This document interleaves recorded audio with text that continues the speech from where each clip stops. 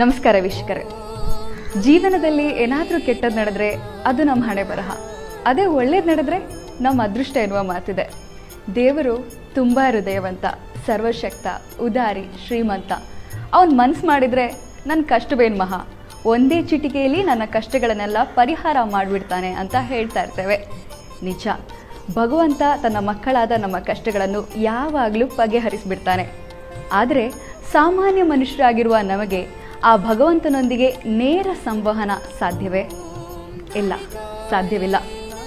ಭಗವಂತನೊಂದಿಗೆ ನಮ್ಮ ಕಷ್ಟಗಳನ್ನು ನೇರವಾಗಿ ಹೇಳಿ ಅದಕ್ಕೆ ತಕ್ಕ ಪರಿಹಾರ ಸೂಚಿಸುವ ಶಕ್ತಿ ಕೆಲವೇ ದೈವಿ ಸಂಭೂತರಿಗೆ ಮಾತ್ರ ಇರುತ್ತದೆ.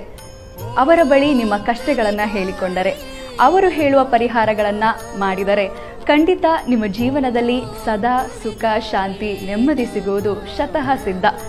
ಅಂತಹ ಜ್ಯೋತಿಷ್ಯ ವಿದ್ವಾಂಸರನ್ನು ಇವತ್ತು ನಿಮಗೆ ಪರಿಚಯಿಸುತ್ತಿದ್ದೇವೆ.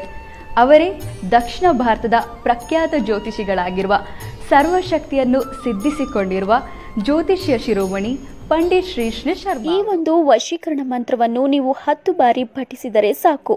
ನೀವು ಇಷ್ಟಪಡುವವರು ಅತಿ ಸುಲಭವಾಗಿ ನಿಮ್ಮ ಹತ್ತಿರ ಬರುತ್ತಾರೆ.